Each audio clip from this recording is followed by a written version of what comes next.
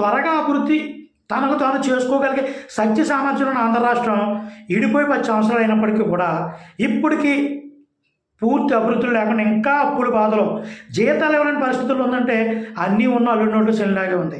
దానికి గల కారణాలు ముఖ్యంగా ఆంధ్ర రాష్ట్ర ప్రజలే.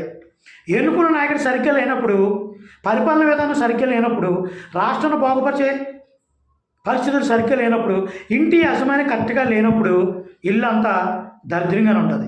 ఇంట్లో అన్నీ ఉన్నా కూడా అన్నీ ఉన్నా సమకూర్చుకునే విధానం, దాన్ని ఉపయోగించుకునే విధానం తెలియనప్పుడు ఆ ఇల్లు ఎప్పుడు కూడా దరిద్ర పరిస్థితుల్లో ఉంటుంది. ఇప్పుడు ఈ రోజునే ఆంధ్ర రాష్ట్రం కూడా ఆ విధంగా తయారైంది. రాజధాని లేదు, సరైన కట్టడాలు లేవు, సరైనటువంటి ఎంప్లాయ్మెంట్ లేదు, ప్రైవేట్ కంపెనీలు లేవు, అభివృద్ధి లేదు. అభివృద్ధి అంటే ఏంటి? డబ్బులు పనిచేస్తున్నాయి కదా, ప్రజలు ఆర్థిక పరిస్థితులు బాగున్నాయి కదా అంటే అభివృద్ధి అంటే రూపాయల 10 రూపాయలు పనిచేస్తే జీవన ప్రమాణం పెరిగిపోద్దా? ప్రజలు తమ కాళ్ళ మీద తాము నిలబడి తమకు